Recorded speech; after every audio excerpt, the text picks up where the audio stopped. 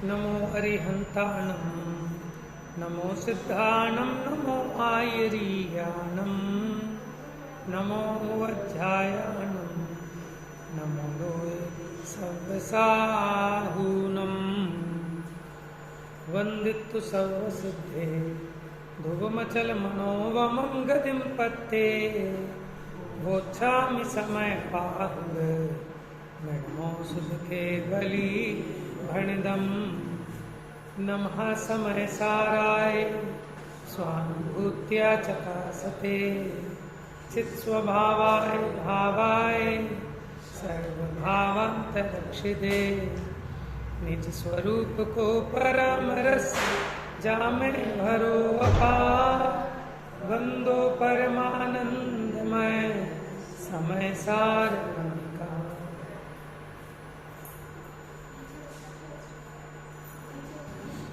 गाथा कलश 244-245 अपना चला था। अब जो 214 नंबर की गाथा अपनी चली उसका तात्पर्य वृत्ति टीका देखते हैं, क्योंकि कल ये बताया था कि आनंद विज्ञान घन स्वरूप को प्रत्यक्ष प्रकट करता हुआ ये एक जगत का अक्षय चक्षु, ये समय प्राभृत ये पूर्णता को प्राप्त होता है। ये कैसा है कि अद्वितीय नेत्र के समान है। कैसे? जैसे नेत्र घटपट आदि को प्रत्यक्ष दिखाता है, उसी प्रकार ये समय प्राभृत आत्मा के शुद्ध रूप को प्रत्यक्ष अनुभव गोचर दिखलाता है। अब आगे बढ़ेंगे, पेज नंबर 920 निकालिए। 919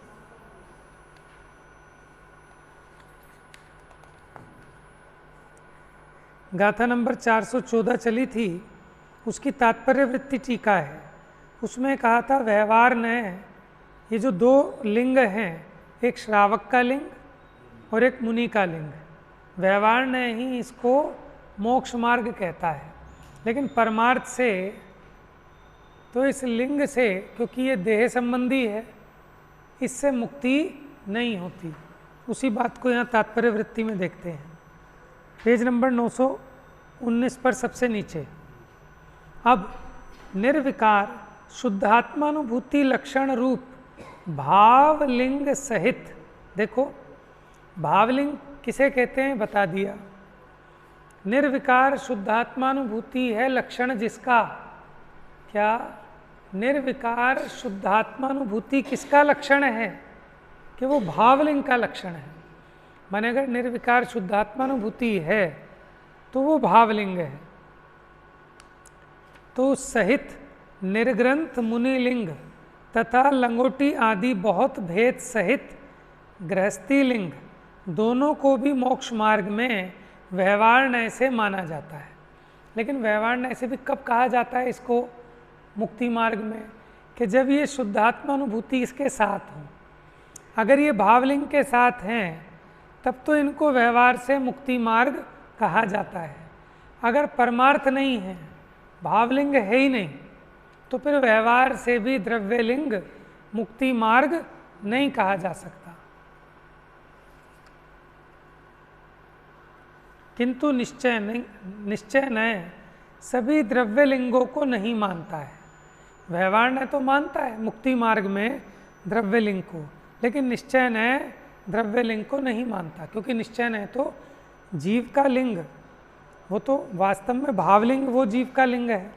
देह का लिंग, देह का वेश, भले वो निर्ग्रंथ हो, अलग क्षुल्लक हो, ये देह का वेश आत्मा का वेश नहीं है, आत्मा का चिन्ह नहीं है। व्यवहार नय से दो लिंग मोक्ष मार्ग में माने जाते हैं। किस कारण? निर्विकार स्वानुभूति लक्षण वाले भावलिंग के बहिरंग सहकारी कारण होने से। देखो द्रव्यलिंग को क्या कह रहे हैं कि जो भीतर में भावलिंग होता है ना, तो उसका बाहर वाला जो द्रव्यलिंग है वो सहकारी कारण है। क्यों सहकारी कारण क्यों है? जो भीतर में भावलिंग होता है, माने तीन कषाय चौकड़ी के अभाव वाली जो विशुद्धता मुनिराज के प्रकट हुई है, उसके लिए बाहर में जो मुनिपना है, 5 महाव्रत का ग्रहण, 28 मूल गुणों का धारण, ये बाहर में सहकारी कारण है। क्यों? कि अगर ये सहकारी कारण ना हो तो बिना मुनि वेश के भी 3 कसाय चौकड़ी का अभाव मानना पड़ेगा। माने वस्त्र सहित भी मुनि दशा सिद्ध हो जाएगी तो श्वेतांबर मत का पोषण ठहरेगा। फिर समझ में आया? माने कोई त्यागी हैं, व्रती हैं, ठीक है, और अब वो चाहें कि मैं अपने आत्मा में इतना लीन हो जाऊं, भले ही सम्यक दृष्टि हैं, 5वें गुण स्थान वाले हैं, अब वो चाहते हैं कि मैं अपनी आत्मा में इतना लीन हो जाऊं कि मुझे 7वां गुण स्थान हो जाए। हो सकता है क्या? क्यों है? नहीं, चलो अब कहें कि सब कपड़ों की वजह से चलो कपड़े उतार दें, कि कपड़े उतारना मात्र द्रव्यलिंग नहीं है, वो प्रतिज्ञा ग्रहण करना, वो 28 मूल गुणों का पालन है। तो उससे क्या होता है कि देखो ऐसे ही निमित्त नैमित्तिकपना है, ठीक है, यद्यपि निमित्त से कार्य नहीं होता, तो द्रव्यलिंग वो निमित्त है, ठीक है, वो पौद्गलिक है, लेकिन उसके बिना वो 3 कसाय चौकड़ी के अभाव वाला भावलिंग नहीं होता। इसलिए जिनवाणी में उपदेश दिया कि बाह्य क्रियाओं को पालने का, व्रत नियम संयम का उपदेश काहे का है कि उस संबंधी जो आपका उपयोग बाहर में अटकता था उससे निराकुल हो जाओ। क्योंकि जब आप किसी चीज़ की प्रतिज्ञा ले लेते हैं तो उस संबंधी विकल्पों से आपकी निवृत्ति हो जाती है, तो उपयोग की एकाग्रता विशेष हो सकती है। समझ में आया? जैसे कोई महिला कहती है कि मैं अपनी यहाँ दाल चढ़ाती हूँ और जाके फटाफट मंदिर के दर्शन भी करके आ जाती हूँ, इतने दाल भी उबल जाती है। समझ में आया? तो अब बताओ उसके परिणाम लगेंगे दर्शन में, उसके भाव विशुद्धि बनेगी क्या है? ठीक है, भले उसको पता है कि दाल बनने में 10 मिनट लगेंगे, लेकिन फिर भी उसको निर्विकल्पता नहीं होगी है। और जब वो ढंग से पका पुकू के रख के आए या सोच के रखे कि आराम से आके ही रखूंगी, तब भाव विशुद्धि देखो। आप किसी को नीचे छोड़ के जाओ कि भैया रुको जरा अभी आता हूँ 2 मिनट, 2 मिनट के लिए कह के आए हो ना, तो 2 मिनट तो परिणाम लगने चाहिए कि नहीं लगेंगे? 2 मिनट भी नहीं लगेंगे। आप स्टेशन पे पहुँच गए, आपको पता है ट्रेन 1 घंटे बाद आएगी, 8 घंटे का है, 8 बजे का समय है, आप 7 बजे पहुँच गए, तो भी आप बेचैन रहते हो कि नहीं रहते हो? है क्यों? आपको पता है 8 बजे आएगी, फिर क्यों बेचैन हो? देखो ये जीव का ऐसा ही स्वरूप है। आपको पता है मेहमान शाम को आने हैं, लेकिन शाम तो 6 बजे होएगी, लेकिन 4-5 बजे से बेचैनी लग जाती है, झांक के भी देखने लगता है, और भैया 6 बजे का टाइम दिया है तो 4 बजे क्यों झांक रहा है ना? इसके उपयोग की ऐसी चंचलता।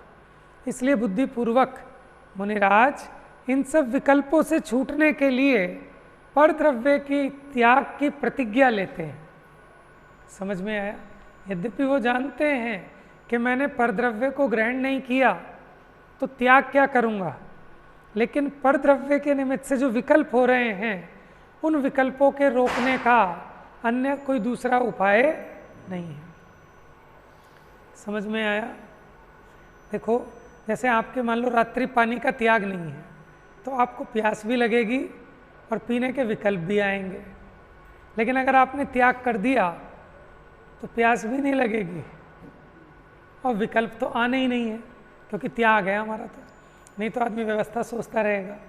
जैसे मान लो कोई चाय पीता हो, रात को दूध पीता हो, तो तीर्थ स्थान पे भी जाएगा तो विकल्पों में लगा रहेगा, दूध कहाँ से लेना है, चाय कहाँ से लेनी है, प्रवचन कब ख़त्म होगा, कहीं दूध वूध की व्यवस्था ख़त्म ना हो जाए। और जो आया त्याग करके शिविर में कि हमारे अब दूध का त्याग है, चाय का त्याग है, तो निर्विकल्प होकर उसका मन लगेगा प्रवचन में, है कि नहीं? यद्यपि पुद्गल की क्रिया है, लेकिन पुद्गल की क्रिया नहीं छुड़ा रहे, उसमें फंसा हुआ तेरा जो उपयोग है उसको छुड़ा रहे हैं। समझ में आया? माने हमें पता है कि सुबह 9 बजे ऑफिस जाना है, हम भले 8 बजे भी आ जाएं, लेकिन हमारा उपयोग नहीं लगता। क्यों? क्योंकि हमने पहले ही एग्रीमेंट कर रखा है कि हमें 9 बजे जाना है। और जिस व्यक्ति को ये हो कि आज छुट्टी है, ठीक है, हमें कहीं नहीं आना जाना, तो अब उसका उपयोग लगेगा।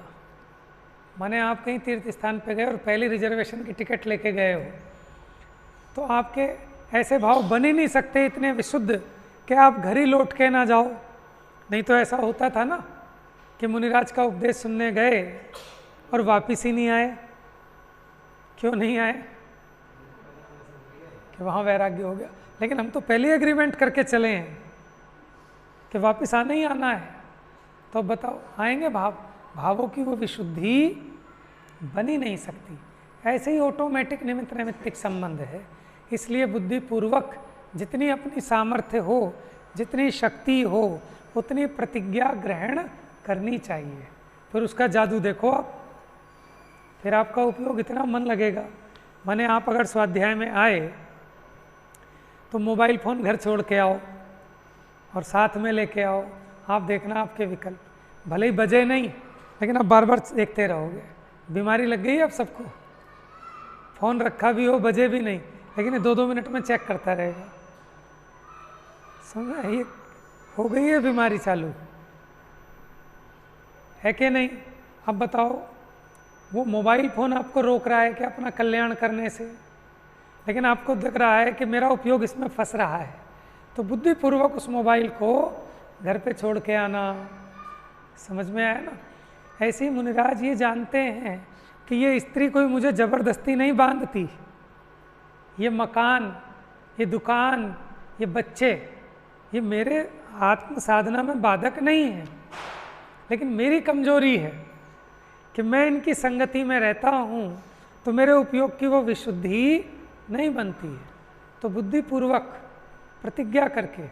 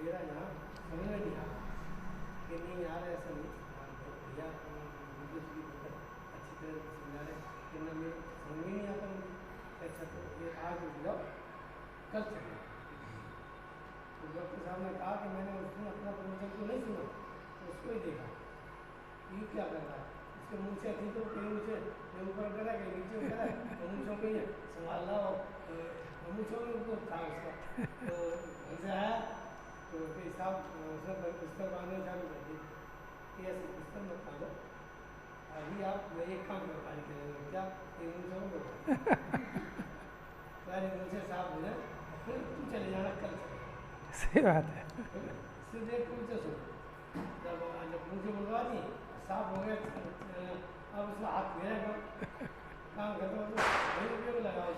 सही बात है।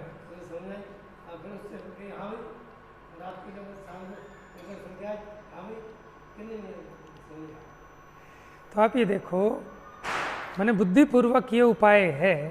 मैंने सबको सुनाई दिया? नहीं सुनाई दिया? मैं बता देता हूँ कि डॉक्टर साहब एक बार सोनगढ़ गए गुरुदेव श्री के लाभ लेने के लिए। उनके साथ उनके 3-4 मित्र और गए। अब एक मित्र अगले दिन कहता है भाई मुझे कुछ समझ में नहीं आ रहा, चलो मैं तो वापस जा रहा हूँ। तो डॉक्टर साहब ने कहा मेरे कहने से 1 दिन और रुक जाओ। तो डॉक्टर साहब ने प्रवचन नहीं सुना गुरुदेव का, उस पर ध्यान दिया ये करता क्या है। तो वो क्या करता था, कभी अपनी मूँछों को ऊपर मोड़े, कभी नीचे मोड़े, कभी ऐसे छेड़े, कभी वैसे छेड़े। ठीक है, इसलिए उसके मन नहीं लगे। तो डॉक्टर साहब ने कहा कि मेरे कहने से एक काम कर लो बस, कि जो मूछें हैं ना ये हटवा दो, ये साफ़ करा दो। अब उसने करा ली। अब जब है ही नहीं तो इसका विकल्प भी नहीं मोड़ने का और तोड़ने का, तो अब उसने सावधान होकर सुना तो उसको समझ में भी आया। कहने का मतलब क्या है कि वो सब बाह्य साधन कि जो हमारे उपयोग को खराब करते हैं, जलाते हैं, हमें माने बुद्धिपूर्वक उनका त्याग करना जरूरी है।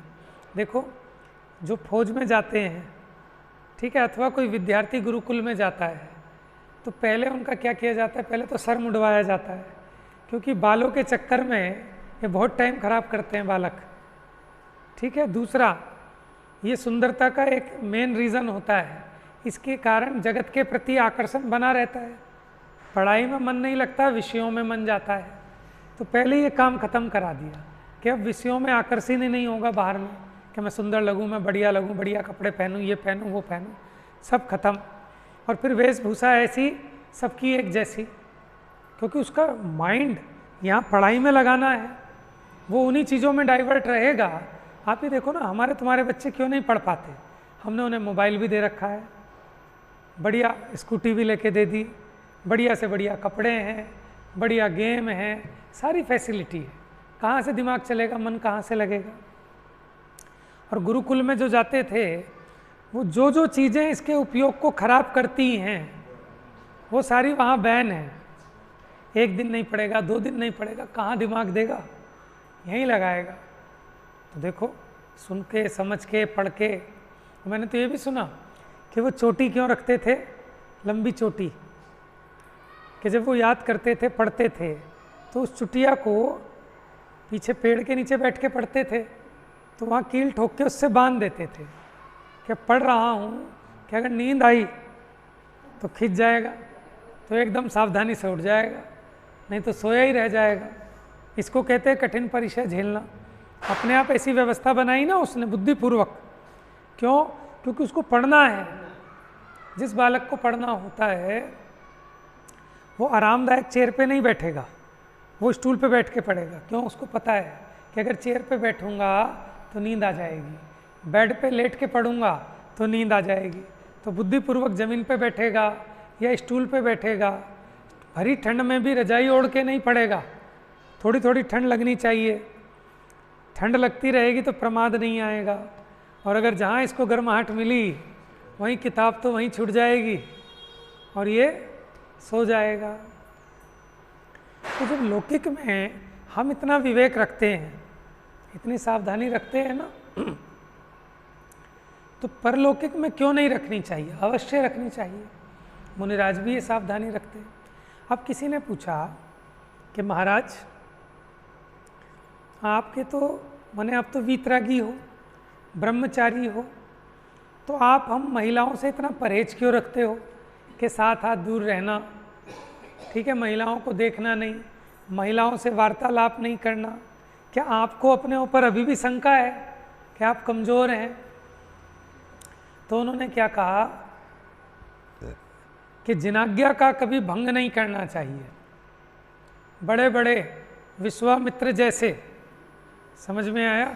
चलो छोड़ो विश्वामित्र को, अपने यहाँ भी देख लो, जो रुद्र की उत्पत्ति होती है, ठीक है, कैसे हुआ, समझ में आया? इसलिए ज़्यादा तीरंदाज नहीं बनना। ये पता नहीं कि कब कैसे कर्म का उदय आए, तो बुद्धिपूर्वक उपाय तो यही है कि उस कर्म के उदय का जो 9 कर्म है, बुद्धिपूर्वक उससे बचना। समझ में आया?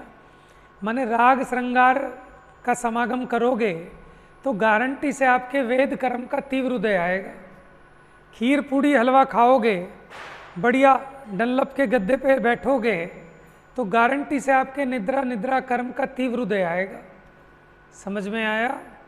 अभी मान लो आप ये दीवार का सहारा लेके बैठ जाओ, आपको प्रवचन समझ में आ जाए तो बात है, या तो जीव इतना पुरुषार्थी हो, लेकिन अपने पुरुषार्थ की कमजोरी, तो क्या करना? अब जैसे कई बार क्या होता है कि मान लो मैं किसी का प्रवचन सुनने आया और मुझे नींद आती है, तो मैंने क्या ट्रिक लगाई कि पीछे नहीं बैठूंगा, सबसे आगे बैठूंगा, और सबसे आगे बैठो तो नींद नहीं आती। क्यों?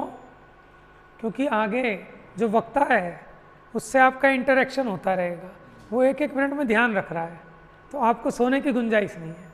और पीछे बैठ गए, वक्ता का ध्यान जा नहीं रहा, तो एक झपकी लग जाती है ना चाहते हुए भी। तो इसलिए बुद्धिपूर्वक पुरुषार्थ तो यही है।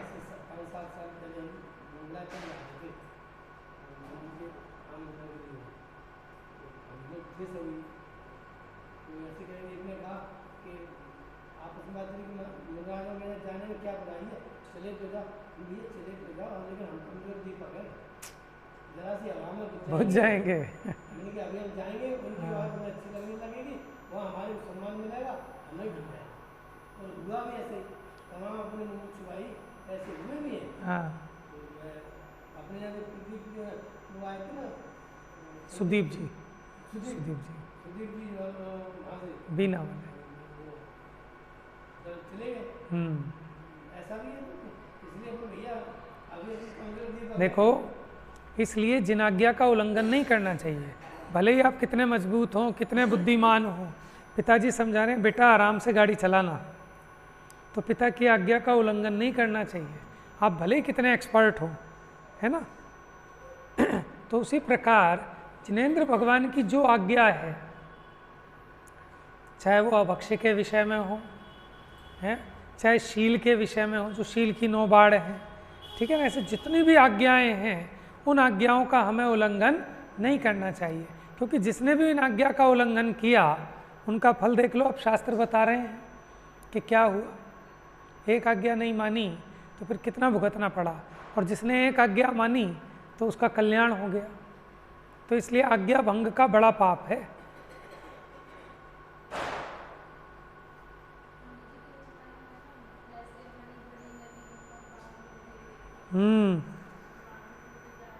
क्यों नहीं नगर नष्ट होंगे।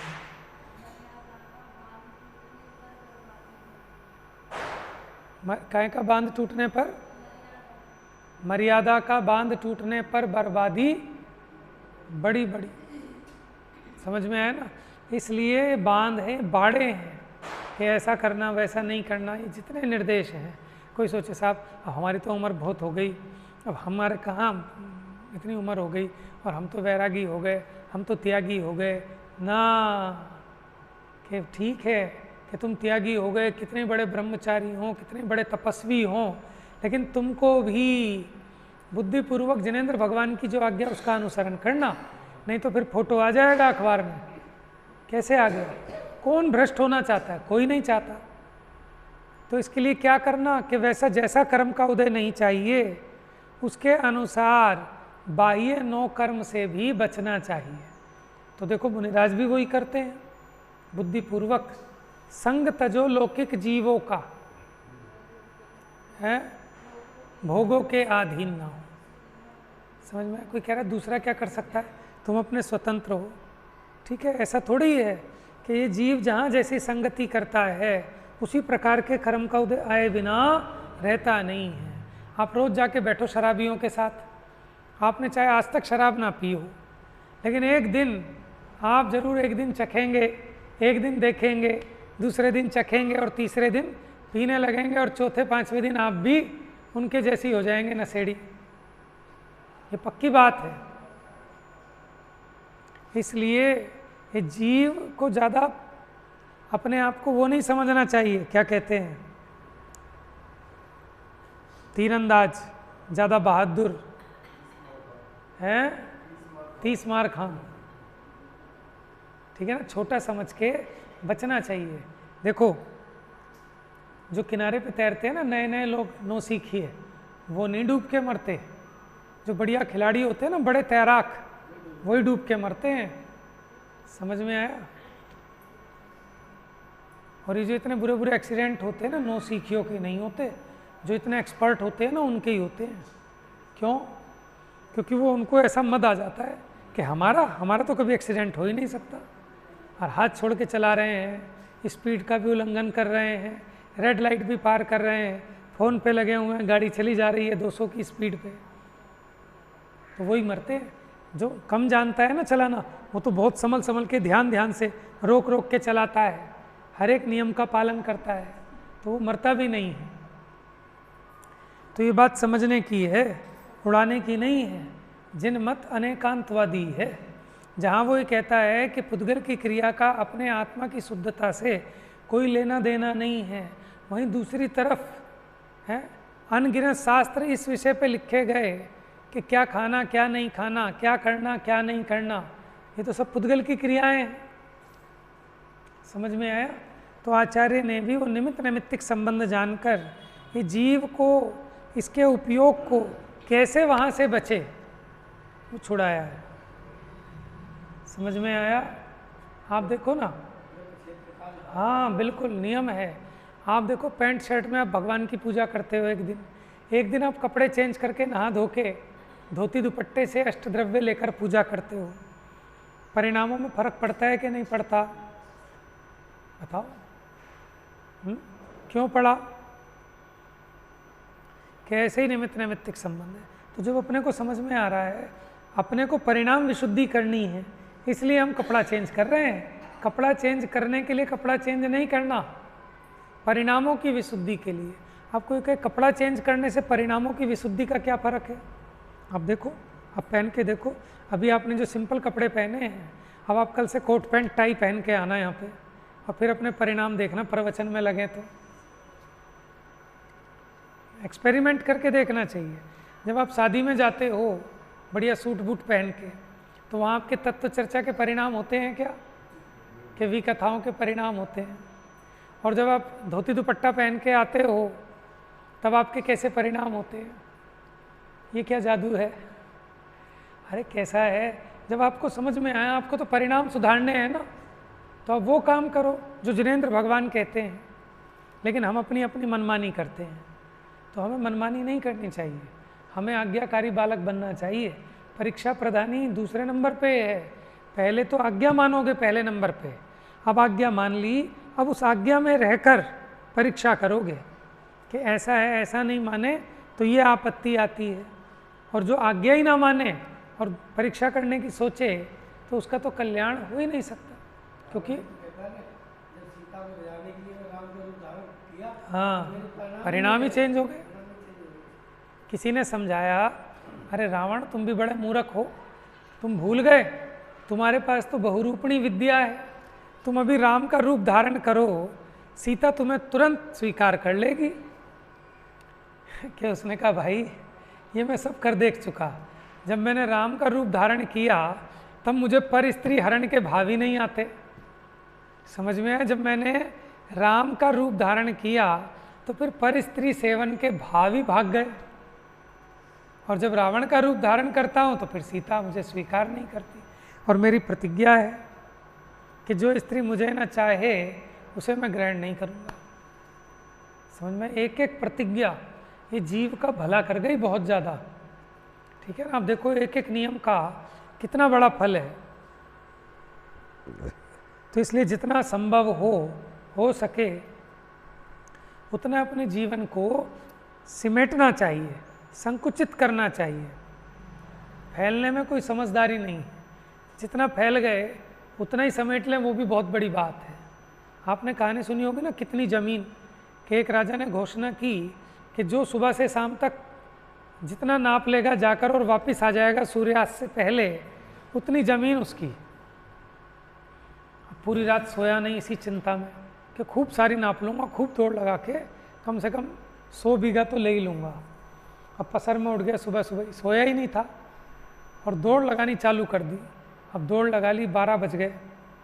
अब सोचा कि वापस चलूँ, अरे कोई नहीं थोड़ी सी और कर लेता हूँ, थोड़ी सी और कर लेता हूँ, थोड़ी सी और कर लेता हूँ।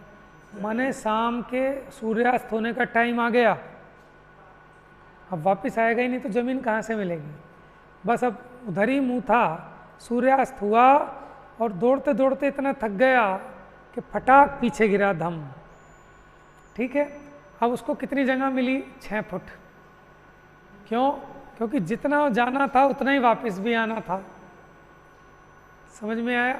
तो जितने उसके शरीर की लंबाई थी उतनी जगह मिली, वो भी कब्र के लिए। समझ में? लोग कहते हैं ना कि कहाँ ले जाओगे भैया, कफन में जेबें नहीं होती। समझ में आया? और मैंने सुना है, देखा नहीं, कि कुछ लोग कहते हैं कि जब दफन करते हैं ना तो उसके साथ कुछ खाने पीने का सामान और कुछ बढ़िया बढ़िया चीज़ें भी रखते हैं। ऐसा है क्या? है? क्योंकि उनको लगता है कि कयामत के दिन ये सब मुर्दे जिंदे हो जाएंगे।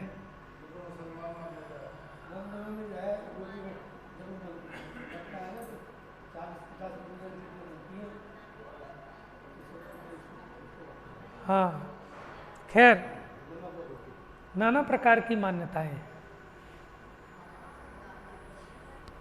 तो इसलिए वस्तु के स्वरूप को समझना, उसका श्रद्धान करना और बाहर में बाड़ लगा के रखना। आपने जिस खेत में बीज बो रहे हो उसके चारों तरफ बाड़ लगाओगे कि नहीं लगाओगे, है ना। एक गाथा है नियम सार की, जो निज निधि पाकर निज वतन में गुप्त रह जन भोगते, तो ज्ञान निधि भी ज्ञानी जन पा है पर संग तज के भोगते। कि आपको इतना कीमती धर्म मिला है ना, तो कहाँ इस धर्म का आनंद लोगे, भोगोगे, इसको संभाल के रखोगे, तो आपको सबसे सिमटना पड़ेगा। माने जिसके हाथ में कोई रतन हो बड़ा कीमती, वो बातें नहीं बनाता फिरता, उस दिन वो चुप रहेगा और दूसरे को भी शक हो जाएगा क्या बात है, तो बड़ी बातें बनाता था, अब चुप चुप है। वो छुपना चाहता है, वो सिमटना चाहता है, वो चाहता है कि किसी से कोई बात नहीं करूं, है ना। तो उसी प्रकार जिसको ये निधि प्राप्त होती है वो बाहर में सिमटता है, फैलता नहीं है। समझ में आया? चलिए 5 मिनट पढ़ते। 920 नंबर पेज।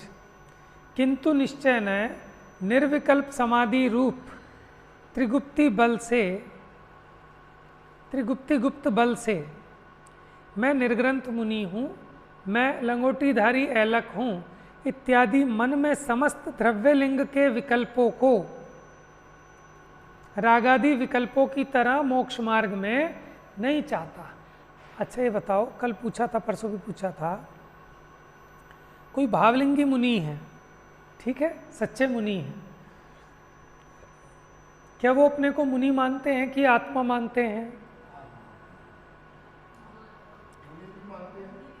क्योंकि अगर सर्वथा अपने को आत्मा मानेंगे तो फिर वो मुनि के योग्य जो जमीन देखकर चलना, ठीक है, पीछे आदि से परिमार्जन करना, वो सब क्यों करेंगे? समझ में आया? तो हम ये जो बात कहते हैं आत्मा मानते हैं, वो इस अपेक्षा कहते हैं उपादेयपने की अपेक्षा, ठीक है। यद्यपि अभी इस पर्याय में अपने को मुनि की प्रतिज्ञा ली है, मुनि संबंधी अपने को ऐसा वो शुभ राग भी है। ऐसा भी हो सकता है कि जब लिंग और भावलिंग चेंज होते रहते हैं, जब वो उनका उपयोग हो जाता है तो भावलिंग होता है, जब वो बाहर आता है तो नहीं, अगर मुनिराज छठे गुण स्थान में भी हैं तो भी भावलिंगी हैं। हाँ, क्योंकि देखो जो छठा सातवां गुण स्थान होता है ना, चाहे वो पहले गुण स्थान से जाए, है ना, चाहे चौथे से जाए, चाहे पांचवे से जाए, छठे में नहीं जाते सीधे कोई भी, सीधा सातवें में जाते हैं, सातवें से गिर के छठा होता है। लेकिन छठे वाले मुनिराज भी भावलिंगी हैं, द्रव्यलिंगी नहीं है। अगर छठे से नीचे हों, चाहे वो पांचवे के हों, चौथे के हों, तीसरे में हों, दूसरे में हों, पहले गुण स्थान में हों, तब वो द्रव्यलिंगी कहलाएंगे। द्रव्यलिंगी का मतलब अकेला मिथ्या दृष्टि नहीं। हाँ हाँ, तो वही समझा रहा हूँ ना कि क्यों ऐसा क्यों कह रहे हैं कि अगर मुनि, ये जो देह की अपेक्षा मुनिपना है, इस पर्याय की अपेक्षा जो मुनिपना है, एकांत इसको ही अपना स्वरूप मान बैठे और अपने आत्म स्वरूप को ना जाने तो मिथ्या दृष्टि है, ठीक है। लेकिन आत्मबोध है, वीतरागी हैं, 3 कषाय चौकड़ी का अभाव भी है, लेकिन उतना भी उनको श्रद्धान भी है, ज्ञान भी है कि मैं मुनि हूँ तो ये कार्य मेरे योग्य नहीं है, ये क्रिया मेरे योग्य नहीं है। और कदाचित कभी कोई ऐसी क्रिया होती है तो उसका प्रतिक्रमण, आलोचना करते हैं कि नहीं करते हैं। समझ में आया? लेकिन इतना समझना कि वो मुनिपने का जो स्वांग है उसे स्वांग जानते हैं, उसमें उपादेयपना नहीं है, ठीक है। और जो मेरे आत्मा का त्रिकाल स्वरूप है वो मेरा यथार्थ स्वरूप है, ऐसा मानते हैं। इसी को कहते हैं निश्चय नय से और व्यवहार नय से। तो दोनों नयों में से किसी भी नय को नहीं छोड़ते, ठीक है। लेकिन कैसे ग्रहण करना, उसके लिए आप उभयाभासी का प्रकरण पढ़ें, मोक्ष मार्ग प्रकाशक, तो उन्होंने बहुत अच्छे से खुलासा किया है।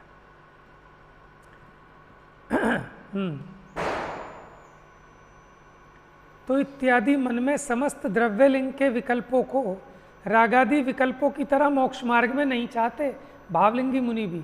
लेकिन उन्हें आते हैं ना, 28 मूलगुण पालने का राग आता है कि नहीं आता? आता है, लेकिन उस राग को भला नहीं मानते, वो राग लाना नहीं चाहते, वो तो राग से रहित होना चाहते हैं, लेकिन फिर भी होता है। लेकिन उनकी भूमिका में जो संभव है वो ही होता है। अगर नीचे की भूमिका का होने लगे, माने ये रखने का भाव हो, शास्त्रों को भी ज़्यादा इकट्ठा करके रखें, तो फिर मुनि के योग्य भूमिका नहीं रहती, नीचे गुणस्थान आ गया। क्योंकि मुनि योग्य गुणस्थान में ऐसा राग आता नहीं कि जो गृहस्थी में ही संभव है, मुनि दशा में संभव नहीं है। और अगर आ रहा है तो इसका मतलब गुणस्थान गिर गया है। समझ में आया? तो वो मुनिराज किस कारण से द्रव्यलिंग के विकल्पों को नहीं चाहते? स्वयमेव निर्विकल्प समाधि स्वभाव रूप होने के कारण नहीं चाहते, कि उनको ये श्रद्धा हुई है कि मेरा स्वभाव कैसा है, निरंतर समता भाव रूप रहने का है। राग द्वेष रूप, भले हल्का राग हो, भले शुभ राग हो, लेकिन वो मेरा स्वरूप नहीं है। लेकिन फिर भी राग आता है और उसका प्रतिक्रमण भी करते हैं। इसका कुछ स्पष्टीकरण करते हैं, तो स्पष्टीकरण कर लेंगे। देखो, पाखंडी किसे कहते हैं? मुनि को कहते हैं। पाखंडी किसे कहते हैं? जो पापों का खंडन करे वो पाखंडी। लेकिन हम क्या समझते हैं? पाखंडी माने ढोंगी, लेकिन उसका ये अर्थ नहीं है, पता नहीं कैसे प्रचलित हो गया। जा वाणी के ज्ञान से